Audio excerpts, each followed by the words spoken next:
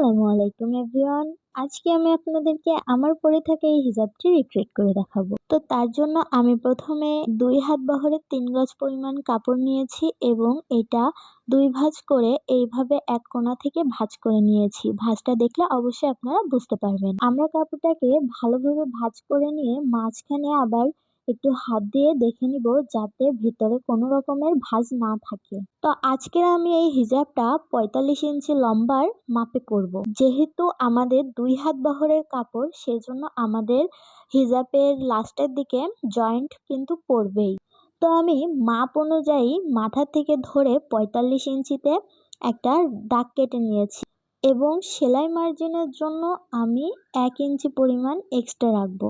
হিজাবটা গোল করার জন্য এবং ঘেরের জন্য আমাদেরকে ফিতাটা ঘুরিয়ে ঘুরিয়ে মাপটা নিতে হবে। হিজাবে এই গোলের মাপটা যদি আপনারা সঠিক রাখতে পারেন তাহলে আপনাদের হিজাবটা অবশ্যই অনেক সুন্দর এবং পারফেক্ট হবে। তো দেখতে পাচ্ছেন আমি কিন্তু সামনে হাত রেখে ফিতেটা ঘুরিয়ে ঘুরিয়ে আমি দাগ টেনে নিচ্ছি 45 ইঞ্চিতে।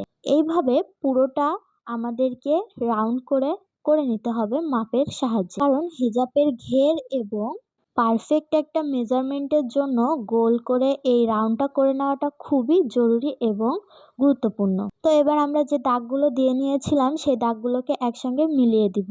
আমি দাগগুলোকে মিলিয়ে নিয়েছি এবং একটা শেপ দিয়ে দিয়েছি রাউন্ড। এবার আমি কাপড়টাকে কাটিং করে নিব। তো এর মাঝে আমি একটা কথা বলি যে আমার চ্যানেলে এরই মধ্যে একটা কথা বলতে চাই। আমার চ্যানেলে যারা নতুন আছেন তারা অবশ্যই আমার চ্যানেলটিকে সাবস্ক্রাইব করে পাশে থাকা বেল আইকনটিকে ক্লিক করে দিবেন। আমি যেহেতু বলেছিলাম কাপড়ে জয়েন্ট হবে, তার জন্য কাপড়ের যে কাটা অংশটা আছে সেটা আমরা ঠিক এইভাবে ভিডিওতে দেখানোর মতন করে বিছিয়ে নিব। উপরে 1/2 ইঞ্চির মতন কাপড় আমরা বাড়তি রেখে দিব সেলাইয়ের জন্য। ভালোভাবে সমান করে আমরা বসিয়ে দেওয়ার পরে আমরা আবার পুনরায় হাত দিয়ে এটাকে সমান করে দিব যাতে ভিতরে কোনো ভাঁজ না থাকে। তো আমি আপনাদের সুবিধার্থে আবার পুনরায় 45 ইঞ্চি পরিমাণ মাপ নিয়ে আমি আবারও গোল করে মার্জিনটা কেটে নিচ্ছি। এইভাবে যদি মার্জিনটা কাটা হয় তাহলে ভুল হওয়ার সম্ভাবনা খুবই কম থাকে। তো আগের মতো করে আমরা ফিতেটাকে ঘুরিয়ে ঘুরিয়ে মাপ নিয়ে আমরা কাপড়টাকে কাটিং করে নেব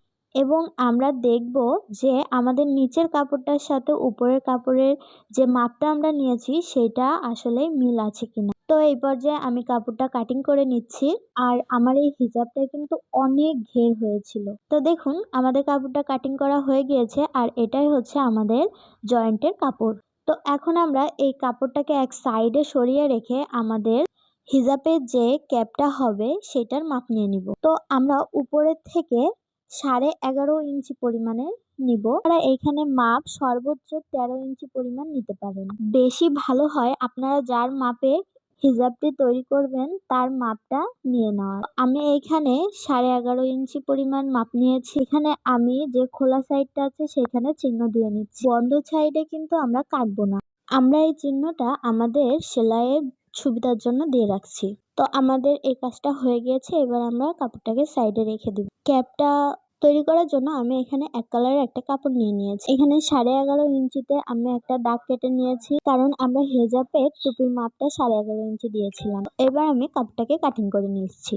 কাপড়টা কাটিং করার পরে আমি কাপড়টাকে 2 ভাঁজে ভাঁজ করে নিয়েছি। এবার আমি এখানে চওড়ার মাপটা নিব 3 ইঞ্চি পরিমাণ। আপনারা এখানে সর্বোচ্চ 3.5 ইঞ্চি পরিমাণের চওড়া নিতে পারেন। এবার এই কাপড়টা আমি কাটিং করে নিব। আপনারা যদি 3.5 ইঞ্চির বেশি কাপড় রাখেন এখানে তাহলে ক্যাপটা সামনের দিকে অনেকটা ঝুলে পড়বে। সেহেতু আপনারা এইখানে 3.5 ইঞ্চির কম রাখতেই পারেন। এখন এই কাপড়টা আমার কাটিং করা হয়ে গিয়েছে। এবার আমি এই কাপড়টাকে আবার মাঝখান থেকে একটা ভাঁজ করে নিব। সমানভাবে ভাঁজ করার পরে কোনাকুনি ভাবে আমি একটা রাউন্ড শেপ করে নিব। এবার আমি একটা মাপ দিয়ে নিচ্ছি যে কতটুকু আছে। এবার নিজের চোখের আন্দাজ মতন আমরা এই 2 কোণা রাউন্ড ভাবে মিলিয়ে দিব এবং কাপড়টাকে আমি কাটিং করে নিব। কাপড়টা আমাদের কাটিং করা হয়ে গিয়েছে। এবার আমরা মাঝখান বরাবর একটা চিহ্ন দিয়ে নিব। তো দেখুন এখানে কাপড়টা কিন্তু আমাদের এরকমই হবে। তো হিজাবের যে জয়েন্টটা ছিল সেই জয়েন্টটা আমি দিয়ে নিয়েছি। দেওয়ার পরে দেখতে ঠিক এমনটা হয়েছে। এবার আমরা এইটাকে বিছিয়ে রেখে আমরা টুপির মাপটা নিব বা ক্যাপ যেটাই আপনারা বলে থাকেন সেটার মাপ আমরা নিব, নিয়ে এটাকে আমরা সেলাই করব। এইখানে যখন আমরা দুই মাথা এক করে নিয়েছি তখন কিন্তু আমাদের চিহ্নটা বোঝা যাচ্ছে। তো এই চিহ্নটা অনুযায়ী কিন্তু আমরা এটাকে সেলাই করে নিব এবং ক্যাপটা লাগানোর পরে আমরা সাইড এবং নিচের ঘেরটা সেলাই করে নিব। তো দেখুন, সবার আগে আমরা এই ক্যাপের বাহিরের যে রাউন্ড অংশটা আছে, খোলা অংশ, সেই অংশটাকে আমরা সেলাই করে নিব। আর ক্যাপটা ঠিক আমরা এইভাবে রেখে সেলাই করব যাতে আমাদের বুঝতে সুবিধা হয়। দুইটাই কাটা অংশের চিহ্ন আমরা একসঙ্গে মিলিয়ে নিব এবং গোল করে এটা করব। তো এবার আমরা ক্যাপটাকে লাগিয়ে নিব। দুইটার মাঝখান আমরা একসাথে করে দুই সাইডটা সেলাই করে নিব। এখানে আমি হিজাবের মূল কাপড়টা রেখেছি সোজা এবং ক্যাপের কাপড়টা রেখেছি উল্টো, কারণ সোজাভাবে যখন আমি সেলাই করব এই সেলাইয়ের অংশটা ভিতরে চলে যাবে। তো আমরা এইভাবে গোল করে সেলাইটা করে নিব। সেলাই করার সময় এটা আপনারা অবশ্যই খেয়াল রাখবেন যে মাপটা যাতে সঠিক থাকে। আমাদের একটা সাইড সেলাই করা হয়ে গিয়েছে, তো একইভাবে আমরা অপর সাইডটিকেও সেলাই করে নিব।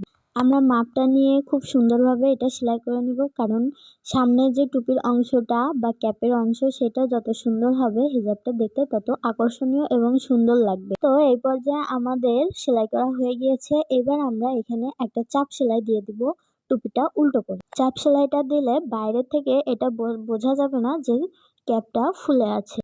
তো এই পর্যায়ে আমাদের ক্যাপটা সেলাই করা হয়ে গিয়েছে।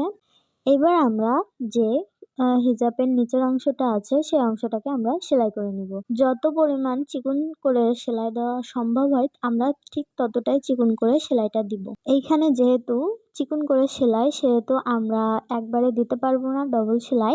এর জন্য আমরা প্রথমে চিকন করে একটা সেলাই পুরো হিজাবটাই দেওয়ার পরে পরবর্তীতে আমরা আরো একটা করে সেলাই দিয়ে দিব। তো আমাদের পুরো ঘেরটা দেওয়া কমপ্লিট হয়ে গেছে। এবার আমরা যে সেলাইটা দিয়ে দিয়েছিলাম সেইটাকে আবার ডবল ভাঁজ করে আমরা আরেকটা সেলাই দিয়ে দিব। তাহলে এটা অনেক মজবুত হবে এবং দেখতে সুন্দর লাগবে এবং বাইরে কোনো কাপড় বের হয়েও থাকবে না। তো আমার চ্যানেলে যারা নতুন আছেন অবশ্যই লাইক, কমেন্ট, শেয়ার করে আমার পাশেই থাকবেন এবং পাশে থাকা বেল আইকনটিকে এবং চ্যানেলটিকে সাবস্ক্রাইব করে পাশেই থাকবেন, যাতে আমি যে কোনো ভিডিও আপলোড করার সাথে সাথে আপনারা পেয়ে যান। তো এই পর্যায়ে আমাদের সেই ডবল সেলাইটাও হয়ে গেল। এবার আমরা টুপির মাপে মাঝখান সোজা ভাঁজ করে আমরা লম্বার মাপটাকে নিয়ে দুইটা চিহ্ন একসঙ্গে মিলিয়ে আমরা লম্বা বরাবর একটা সেলাই দিয়ে দিব। এবার তৈরি হয়ে গিয়েছে আমাদের হিজাবটা। তো দেখুন হিজাবের ঘেরটা ঠিক কতখানিকটা হয়েছে এবং এটা কতটা লম্বা হয়েছে। আপনারা চাইলেই কিন্তু এই হিজাবটা নিজেরা বানিয়ে নিতে পারেন খুব সহজ পদ্ধতিতে। সবাই ভালো থাকবেন, সুস্থ থাকবেন। আল্লাহ হাফেজ।